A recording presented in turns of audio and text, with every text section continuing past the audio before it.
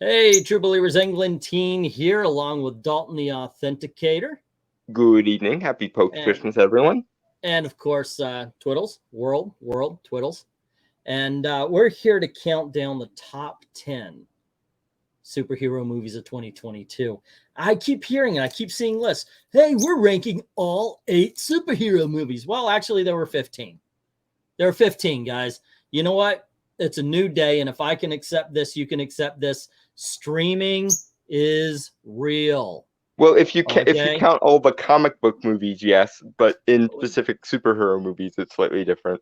Even with that, there's 10 at least, because yeah, you've got secret headquarters and yeah, but yes, I include graphic novels. If it's connected to comics, it's in here. We even decided that even though they're about 45-50 minutes long, we're going to include the Marvel shorts, Werewolf by Night and the Guardians of the Galaxy holiday special in this. Some of the best of Phase 4 so far. Yeah, it's good stuff, man. Why would we not? Yeah. I fail to see the problem, sir, and that is not a problem, in all honesty. But yeah, okay, so we're going to be doing that. We're going to have a nice conversation here about the top 10 superhero movies and such. And just to get things started with number 10, you know what? I wish I did include, because this is the last minute. We need some sort of visual or something like that. With the numbers, like most people do when they do these sorts of videos. Yeah, if we had any kind of production value. Number 10. Look, it's 10. All right. Ooh, that is expensive right there. I had a real flying bird. How many of these freaking other guys have real freaking flying birds? I don't know. But Watch Mojo has 1 million plus subscribers there. So I guess theirs counts a little bit better than my real flying bird. Okay, so number 10, we hashed this out, we fought, we divorced, we got back together, but me and Dalton came up with this number 10, and at number 10 we have a movie that I liked and Dalton thought was, I'm going to leave his saying, but it is League of Super Pets. Starring Aggressively Okay was how I put this. Aggressively Okay. Look, I actually enjoyed it quite a bit.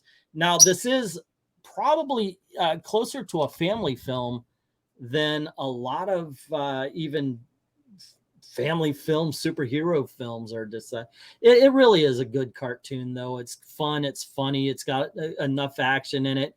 I can see where some people might think that maybe it needs to be trimmed 10 or 15 minutes, but overall, me and Gail went by. This is my birthday movie, by the way. My birthday is July 29th. This came out July 29th, and I was like, that's what we're doing, Gailey. We're going to go have a nice dinner, and then I'm going to take you out to the movies. And she's on her phone. She goes, what are we seeing? And I said, League of Super Pets. And I showed her. Okay, now I feel bad for being slightly mean to it. Damn, I didn't mean to ruin your birthday movie. She saw the trailer and she fell in love with the idea, and she actually likes it more than I do, but I do enjoy this. I think, yeah, sure, why not? It deserves its spot in the top 10, but enough about that. If you haven't seen it, on, I think it's streaming now on HBO Max. Yes. You want to talk about number 9? I'm going to send over to you, Mr. Dalton. No, that's when you start talking about number 9. Oh, I thought you were going to change the thing, and then I was when you started talking about number 9. There we go. Okay. Yeah, number 9 is Black Panther: Wakanda Forever, because it was okay, but there were a lot of problems with it. Yeah. And those problems were evident in the first couple of viewings, unlike how we thought about another movie that didn't even make it to this list, Thor: Love and Thunder. While I didn't mind the changes, I should say some of the changes made to Namor. It pushed it just that little extra bit far, like with the Johnny Depp Lone Ranger and Kimusabi meaning wrong brother and things, and then it was just like, yeah, no, you had me and I'm gone. But yeah, it still deserves to be here. It's still a worthy sequel to Black Panther, because Black Panther itself had a lot of problems that people ignored going in. It still did do a very worthy tribute to Chadwick Boseman. Letitia Wright isn't terrible, and they didn't turn Shuri into too much of a Mary Sue. They made her character arc work, and they even made Riri Williams far less insufferable than she used to be. Granted, she's still a little insufferable, but you know that there's only so much fixing they can do. She is better in that movie than she is in the comics. Yeah, I will die on that particular hill. Oh yeah, yeah. Both of the SJW characters that got introduced cinematically, I should say, because Lord knows there's no help for She-Hulk, but both of the SJW characters that got introduced this year were the best possible versions of what they were. So yeah, we're going to talk about it later, but there is another character that we are quite character that built the channel. Character that built my comic book channel because of how bad she was. And yeah, but for this one, I would say, and I've said this in our review, please guys, if you haven't seen it, go watch it. It was Angela Bassett all the way. The movie actually, Oscar. when she was taken out of the film, I think that the movie suffered. Yeah, she needs a power armor made of Oscar gold. That's what needs to happen. Definitely. They need to make a Black Panther suit for her. All the Oscars. It's something. I mean, it's incredibly flawed. And it contradicts itself 18 different ways to Sunday. But Angela Bassett is worthy and worthy of an Oscar, I think.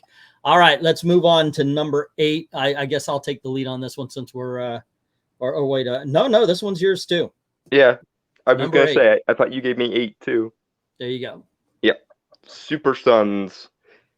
Honestly, this one gets points just for the sheer wholesomeness of it. And it's actually a pretty decent, takeoff of the comic. Obviously, they don't do everything that the comic did because it's a movie, but it did what Brian Michael Bendis was basically the anime monitor of, which is it recaptured what made Super Sons the comic so good that even I, my non-Batman loving, non-Superman loving asshattery can appreciate. So there's that. But this one is just, it's really, really wholesome, and you get to see all of the dynamics between Damian and John that you want to see. So if you haven't watched this one yet for some freaking reason, given our audience, you should watch it. And if you have watched it, watch it again. It's good. I like the fact that they let them be kids. They are actually written as kids. Of course, Damian is written as a child raised to be an assassin. Yeah, prodigy. Of course, whatever. A lot of people made a big deal over the fact that they even let Superman say truth, justice, and the American way. I love it. That's American thing. It is. Wait, did people actually complain about that? No. Some people complained, and some people like those in our group. And yet, if we complained about the Soviet Superman from a few movies ago, that was right when had problems. Overall though, I enjoyed Battle of the Super Sons as well, and I agree. If you get a chance, I kind of flew up the flag. Okay, I went to the Skull and Crossbones myself. If it comes on HBO Max, check it out. Yeah. All righty. So let's see. Let's move on a touch, and I'm going to talk about I said it's based on comics and graphic novels and original superheroes, the whole 9 yards. I know some people who are doing these movies are saying, hey, there's only 8 superhero films. But you know what? You make it about comics and graphic novels. You get movies like Marry Me with Jennifer Lopez and Owen Wilson, which I thought was a decent romantic comedy. It didn't make the top 10. However, there is an action film this year that was based on a graphic novel that was a hell of a lot of fun. It starred Brad Pitt, and it was called Bullet Train. Are you lucky enough to have seen this movie? I did see it. It's yet another in the same vein of sort of pseudo John Wicks, and it's good. It deserves to be in the company it's in. If there's one word to describe this film, it's kinetic. This movie, either in its dialogue and its cinematography and its camera work, or in the action itself, it is action packed. That's And one can we thing talk about I the love. cinematography for a second? Because one Go thing ahead. I love about pretty much all the like John Wick associated movies and or like side franchises is the directors know how to use color. And that seems Mhm. like a very small thing, but watch modern movies long enough, folks, and you learn that for some reason, even though we have a more diverse color palette than we've ever had cinematically, a lot of movies just for some reason are allergic to using color. Yeah. And it's so nice when a movie is just like, nope, we can use all the colors, so by God, we're using all the colors. Oh, by the way, I'm sorry to do this to you there, Dalton. I just saw Ahsoka's comment. Oh yeah, this is Old Man Comics, so I ain't in the mood. I'm not a mod here. This is supposed to be the movie channel. I put it on the wrong one. Wah, wah, wah, Alrighty, so you know what? I'll wah. just save the video. I'll put it up on the movie channel as well. Oh We're my gosh! professionals, folks. That would Yeah. explain why we're getting a larger audience than I was expecting. What's the Newton's law, whatever it's called? If something Murphy's Law, you're Murphy's thinking law, of. right? Anything that can go wrong or has the capacity to go wrong will go This is wrong. Englantine's law. Any way he could screw up, he will. And Let's I'm see. quoting that, saving that soundbite for later. Isn't that how people describe Carol Danvers, that the MCU version is bad as she is? Oh yes, actually that is true. And I hate watching the Captain Marvel movie. If it's wholesome, someone should fire whoever made the poster for Battle of Super Sons. Yeah, it does look a little frightening. But there you go. Would you consider manga movies, anime movies, or a comic? But the problem with that, Ahsoka, and I would consider them superhero movies or comic book movies, or if you wanted to make your own segment of it, it could do its own segment, because there's about 1 billion Yep. movies based on it. At the The very thing is, least, Dragon Ball Superhero probably should be a superhero movie, considering it's literally aping the superhero style yeah, and it's in the My freaking Hero title. Academia had a film out this year. There was a movie that I would recommend. It's on Netflix called Bubble. Bell was a film. Excuse me. Once again on Netflix, it was all right. That being said, once again, okay, I didn't actually talk about Bullet Train. Bullet Train is, it's. I've got to go do this. I might have to kill a few people. People are trying to stop me from doing this, and they want to kill me. Kind of film. And it just goes, it's just assassin versus assassin on a train. Yep, And Murder on the Orient Express, but with assassins. it's so much fun. And that's one thing. The action scenes are fun. The characters are fun. It has the chick from The Boys in it, as you can see on the poster. Damn straight, I'm going to include that poster. All righty. That's awesome. But yes, I recommend it right now. This is, I believe, streaming on Netflix. But one that's streaming on Prime, this one I believe is going to you. You could start this one out here, Yep. Dalton, and you get number 6. Yep, and that would be the Samaritan. Basically, imagine if you took Rocky Balboa, the I believe 6th Rocky movie, 6th or 7th, Yeah. and you combined it with Hancock, and there's your movie. Oh my Sly gosh, Stallone is a washed-up superhero who has kind of become disillusioned with himself and disillusioned with the whole superheroing thing. And because this one kid gets saved by him in a way that is just implausible enough to imply superheroing, now this kid is trying to get him back in the game. And of course, he's resentful and doesn't want to get back in the game for reasons that I will not spoil.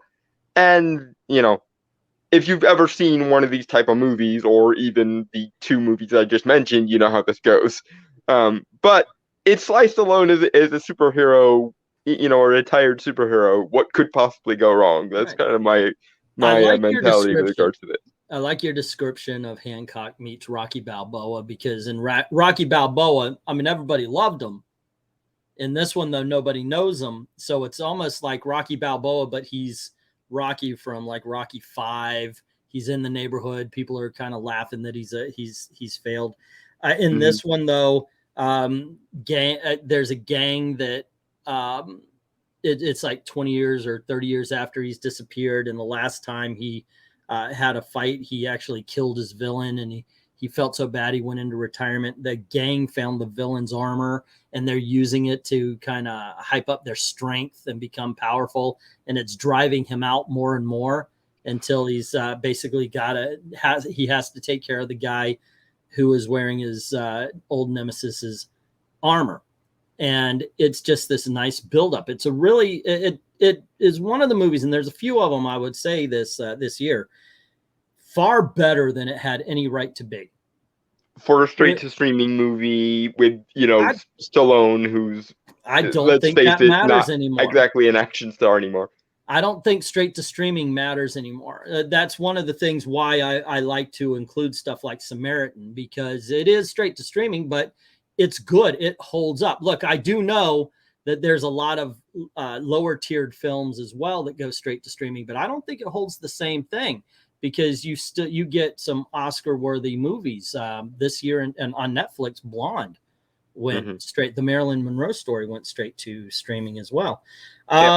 Yeah, but otherwise, I like this film quite a bit as well. If it goes on DVD, I will definitely try to pick this one up. Yeah, and if you like Sylvester Stallone and you like movies like Hancock, like Blank Man, like sort of off-brand superhero movies, you'll like this fine. It's a good time. Moving on to number 5. These might be a bit controversial, because technically they're not feature length. That being said, I don't know if we're going to do a TV show thing, and these are more like movies. I guess you can call them TV specials or something, like back in the day when I was younger they used to have. But number 5, we talked about it. We argued. He actually punched me in the face from Pennsylvania. I didn't think that was possible. Motherfucker. But we decided that if we were going to include these, one would be number 5 and one would be number 4. And for number 5, we picked the Guardians of the Galaxy Holiday Special. I was blown away by this. Not only was okay, first of all, it is a simple and fun movie starring Mantis and Drax. That right there. That's one level of it. It is a fish out of water film where they're in Los Angeles, and that alone was a ton of fun. But what I was really surprised about this Guardians of the Galaxy Holiday Special, and they say holiday in the way, of course, we always know when people are saying Happy Holidays, what they're really saying is Merry Christmas. This is a Christmas movie. They say holiday on the poster, but it's a Christmas movie. And what really shocked me was this had Christmas spirit. Oh yeah, I was floored, because I didn't think I would get that. You were expecting basically the Star Wars Holiday Special or something. Or you know what I was thinking? I was thinking Taika Waititi was going to come in and Taika Waititi it, and it was just going to be ridiculous and stupid, and it wasn't. It was going to have no heart whatsoever, and instead, it basically heaped a whole mound of it onto. Similar though they might be, James Gunn is not Taika Waititi.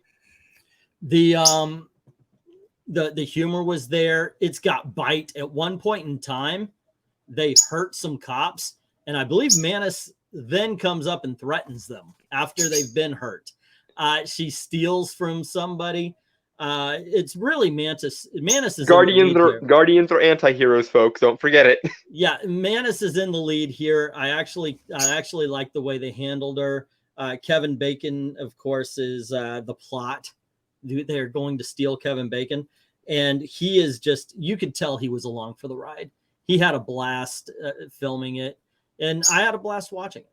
I want to see him come back for some, like, give him an actual role next time. Bring Kevin Bacon back for something, please. I don't want Kevin Bacon to have a role. I want Kevin Bacon to get superpowers and join the Guardians of the Galaxy. Let him be the very first original MCU superhero, and he is strictly called Bacon. What's That's the it. name of the superhero in the Marvel universe who's who's also like an actor? Wonder I'm Man? blanking. Wonder Man? Thank you. Make Oh, him Wonder Man. That would be good. just popped in my head. I want Kevin Bacon as a member of the Guardians of the Galaxy, and Guardians of the Galaxy are closely tied to the Nova Corps. Let's make Kevin Bacon a member of the Nova Corps and a Guardian of the Galaxy.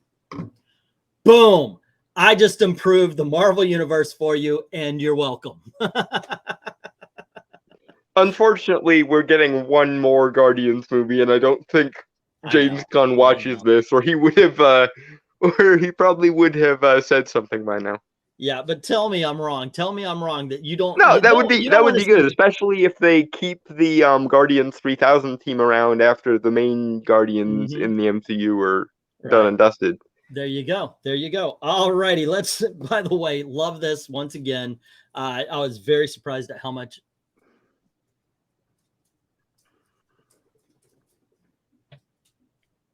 Anglantine, you're okay.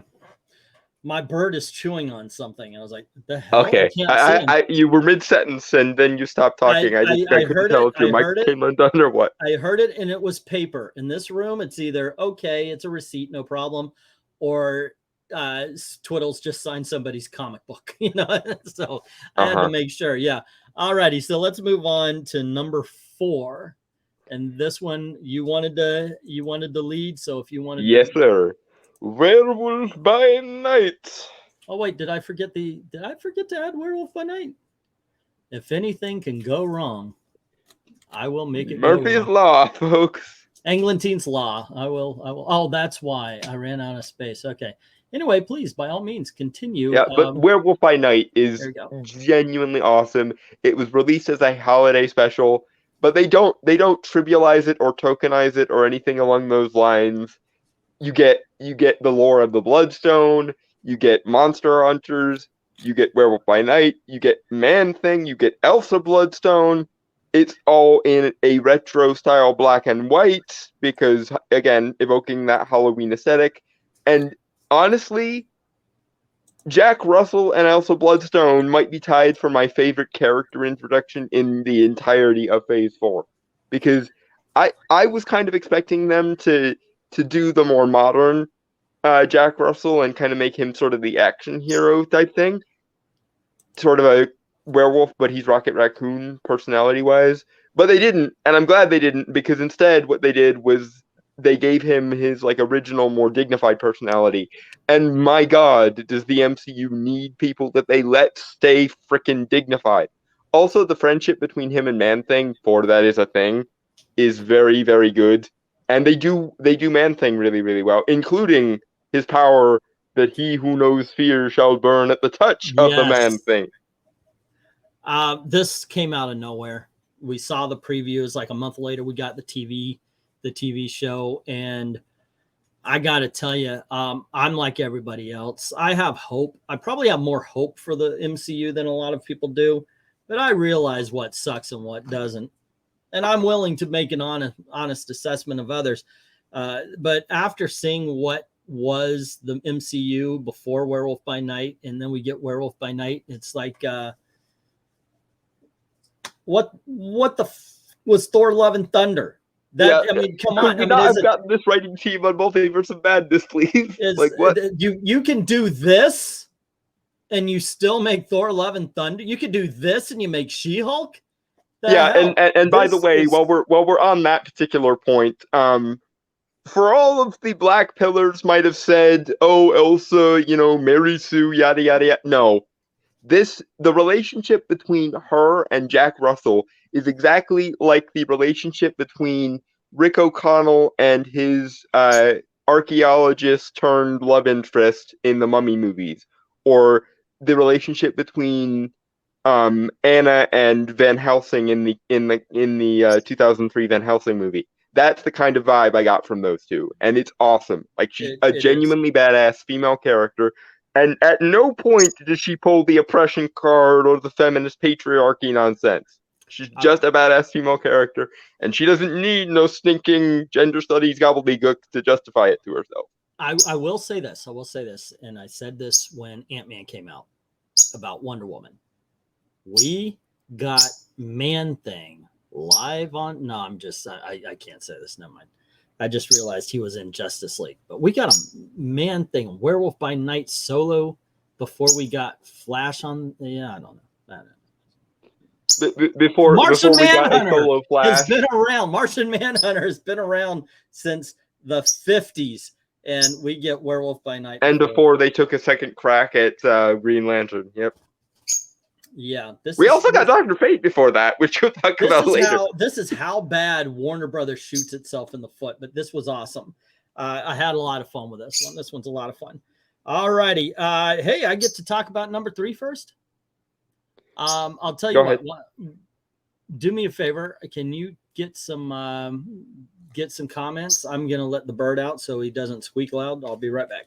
Okay, I am temporarily running the ship while England team goes and does real world things. So now we can talk about it behind his back. Won't that be fun? Haha. Okay. He's cool. He's just getting a little rambunctious. That's all. He's very much like a child. And yeah, he makes his cries. Oh, come with me. Do this, do this, do that. Then they retcon Martian Manhunter as military general and Man of Steel. I know, right? Right. That was John Jones. Come on. All righty. So number 3. And this is almost like if you know us, you know it's going to be number 3. I'm very happy to talk about it, and that is Black Adam. And by the way, I love the freaking posters that are overseas. He's got fireworks for fucking hands, kids. Look at this. That's awesome. We get Photoshop posters. Yeah, we get face poster. They get the ones with actual effort. Oh my gosh! No justice in the world. Like that is so awesome. I love that poster. I want the international Black Adam poster right there. Look, we talked about this at length. Retroactively added to his Christmas list. Watch the video for the full for the full review, please, by all means. I thought this was a blast. This is a flawed film. And I get it. It's on HBO Max now, and people are picking it apart because it's not the perfect thing. And it didn't make $1 billion. And for some reason, if you're black-pilled, you get a fucking trophy when a movie doesn't do well. I saw somebody saying they did a video about Babylon.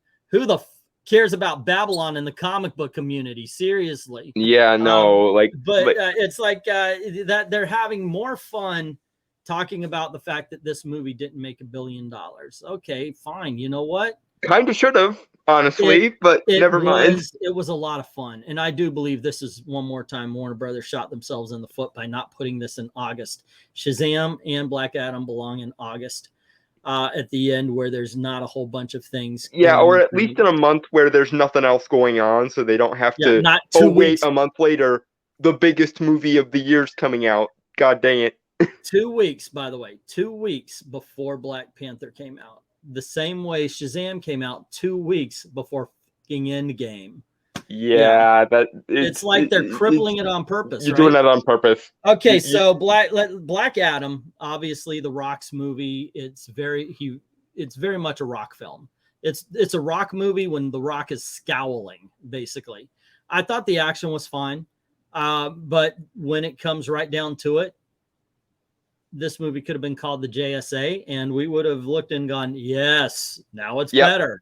The JSA make it. They really do. All of them are. I was actually surprised that they didn't embarrass us with the Cyclone. Granted, she has no character whatsoever. There's nothing for her to do, but she still looked good. The effect around her looked good. I liked he's Nuke in the comics. I forget what he's called. Atom Smasher. And the highlight of the film was Hawkman, and most importantly, Dr. Fate. Pierce Brosnan was like, let me show you how you can be cool with the raise of an eyebrow, and 2, let me show you how you can act with a raise of an eyebrow. He was very understated, but it was necessary for the role.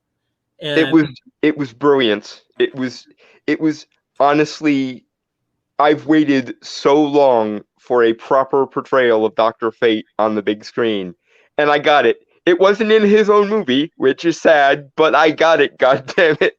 And congratulations. The scene I always point to for the perfect Dr. Fate and his acting in it was the fight in the apartment between Hawkman and Black Adam. You fight nice children scene. Yeah. The way Pierce, and he doesn't say a word, but it's the way he acts, the way he reacts to these two, as you said, children fighting and destroying this apartment.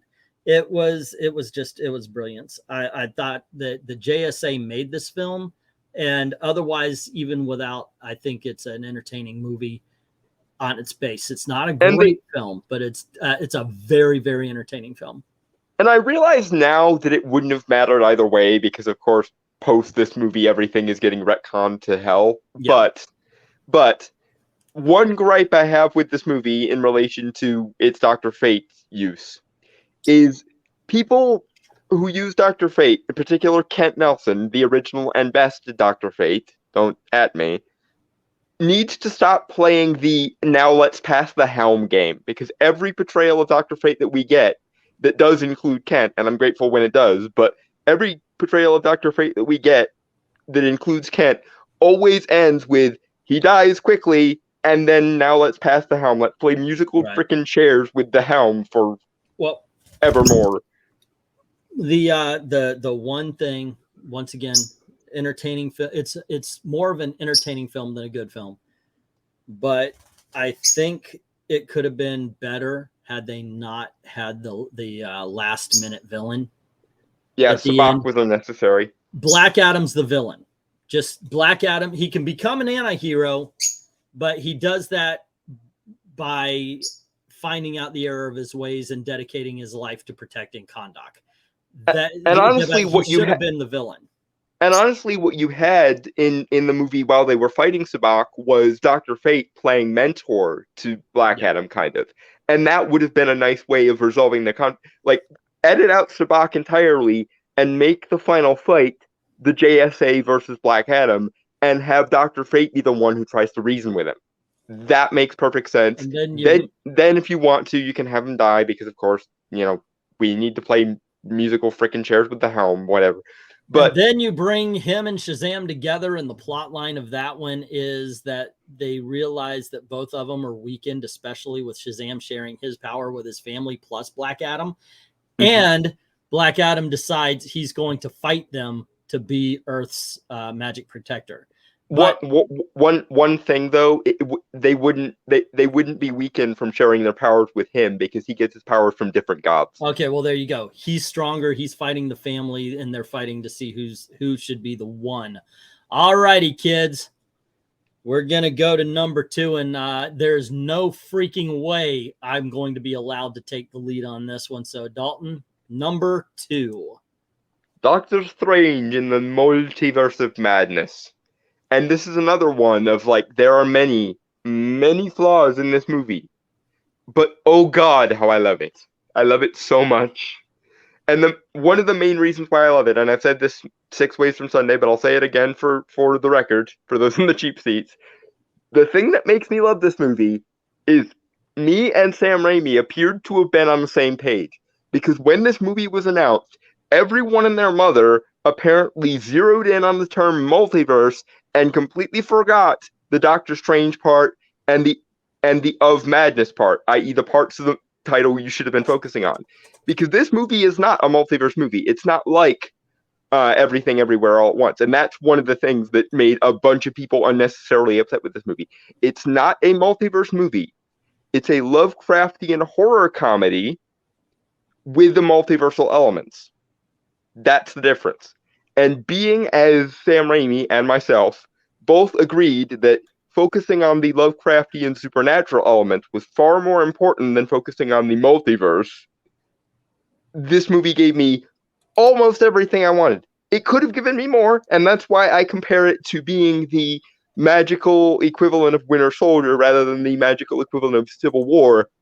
And yes, again, there are problems, but oh god, this was such a massive improvement over the first Doctor Strange. I almost cried over how good this one is by comparison. Now, I agree with Austin on this one.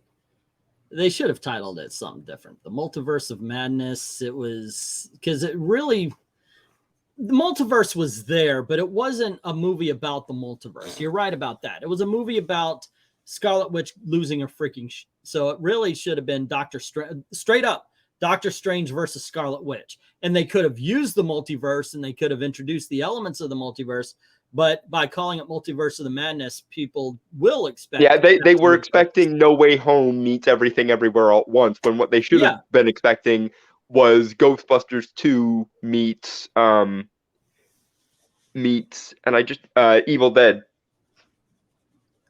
There you go. Sounds good to me, actually. So yeah, I get it. But once again, this is a flawed film, but it was a fun film. I enjoyed it. Everybody and their brother brings up the music scene as one of the best. We actually get to see Doctor Strange as a magician, as a sorcerer. I happen to have liked the culling of the what do they call him? The Professor Xavier. Illuminati. The Illuminati. I like the culling and bringing them together. Professor Xavier rolling out or gliding out in his chair to the tune of the X-Men animated series. That part was great. Just like everybody else. The geekgasm. Just like everybody else, though, I think they should have put up a bigger fight. You know, even just to show. I mean, it was like so quickly dispatched. And by the way, Black Bolt's immune to his own power. So there are things I didn't like. There are things I did like, sometimes about the same thing. But I got to tell you, Sam Raimi, man, saved this film for me. I liked it. I didn't like it as much as you did, but I liked it. But Sam Raimi's scenes, and a lot of people, of course, talk about the zombie, but I would even go so far as the scenes where they're running through the tunnels. That's pure Sam Raimi right there. And it worked. There were good elements of horror in this movie. Fun movie. Good movie. Yep. There's room for improvement, and I expect you to improve in Doctor Strange 3, guys, but this is much better than the first one, so I'll take it. Geek Hero saying the one thing Young Justice did decent, though, was making Zatara Dr. Fate. If you can't have Kent Nelson, then have Zatara. Yeah, no, I agree, because one of the problems in the comics is they always pass the helm to people who don't know jack shit about magic beforehand, which is bullshit. But yeah, I agree. If you absolutely have to play musical chairs with the helm, passing it to a competent, experienced magic user rather than just a noob off the street does make more sense. Alrighty, which leaves us with number one. And look, you know what it is. You know, and I know if it hasn't been on the top 10 yet, it's going to be at the number one spot. And thankfully, I get to talk about it first, ladies and gentlemen. The Batman. Oh, goodness gracious! When this was a weird film for me. Like when it started getting announced, I, like everybody else, was like, Robert Pattinson. Now he's been doing some great acting work. I wasn't afraid of him. Oh, Twilight Boy? No, because I had been watching his independent career. And the movie he did before this was called The Lighthouse, and he was scary as. So I was all for it. But I don't know what I was in for. I don't know what I was thinking I was going to get. I know I was going to get like okay, it looks like they're going for like Zodiac plus Batman, if you've ever seen that movie. What I didn't know was that they were going to put a graphic novel on screen. One of the greatest things about this movie, one of the best scenes, I've wanted to see a scene like this, has nothing to do with Riddler, nothing to do with Batman. A thief in a mask robs a convenience store. He runs out. He sees the bat signal. He looks and sees this area. It's just shadow filled. And then he does a slow walk and then a quick run away. And I was like, that's Batman. He isn't even in the scene, and he's the scariest guy on screen. And that's one of my favorite scenes, just because you know who Batman is, you know what Batman is, just by this guy being afraid to walk past a shadow, to walk Which past the dark also area. which also ties back into Batman's golden age mandate of those who are criminals or a superstitious cowardly lot, so I shall give them something to be frightened of. Yeah, and one thing I always I thought, why is he doing this? Mind you, we are dealing with a new Batman in this film. We're not dealing with Bruce Wayne, been here for 10 years, awesome, can give him time, and this is year anybody. 1, year 2 era, basically. Yeah. And so this is a different Batman. Unlike Batman later, he wants you to know he's coming. Because my first thought was, why is he stomping? Now I love it, because it's just because he wants you to be afraid. He wants you to fear what's coming.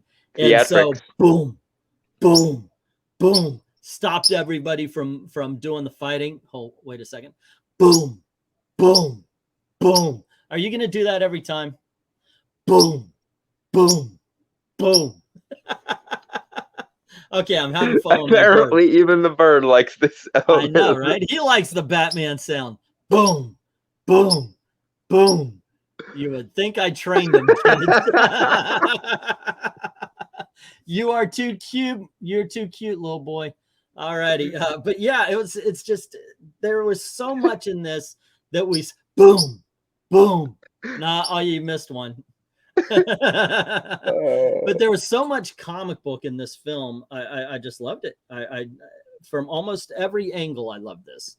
My only gripe with it is, having seen the deleted scene with what I'm affectionately calling the Hannibal Lecter Joker, I really wish they had left that scene in the movie.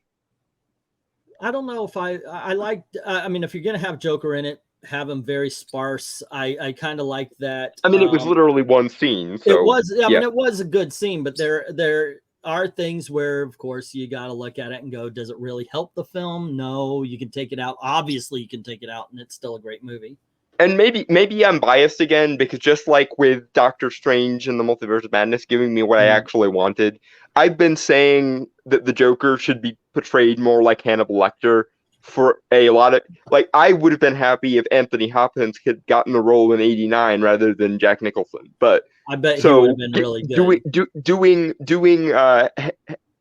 Joker as Hannibal Lecter is brilliant, and it's what I've wanted for so many years. So I'm glad to finally have it. It should have been in the movie. However, I'm fine with it as long as it's a flashback in the next movie, and then Joker is the villain in the next movie. Please. Please, I think I'm like, the one thing I do agree with everybody else is let's take a rest on the Joker. Let's bring in Scarecrow, Hugo Strange, Bane, Clayface. We have not had Clock a live King action would be Clayface. nice. I want Clock King. Yeah, please. anyone but the Joker at this point, I think. And I also want to say, boom, boom, boom. He is awesome. I love that. He is on point with this. Yeah, good boy. Showbiz bird. Showbiz bird apparently is a thing. Yeah, but there were so many good scenes in this. The one thing that I got to tell you, I really got pumped over was the Batmobile.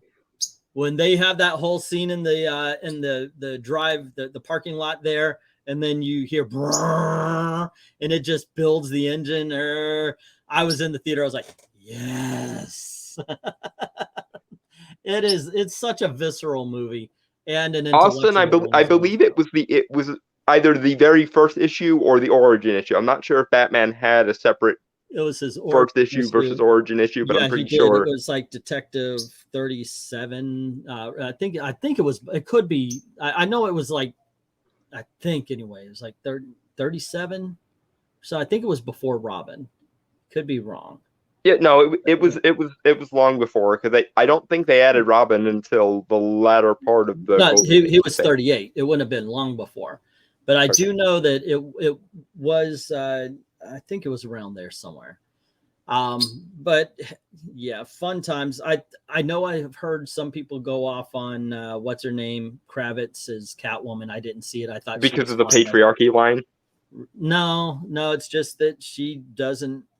I don't know. Maybe she doesn't fill out the role for them, but I thought I was saw fine people in it. complaining about the patriarchy line. Other than that, I didn't see anyone complaining about her. That's digging, in my opinion. It's one line and it's so freaking quick. It's the only line.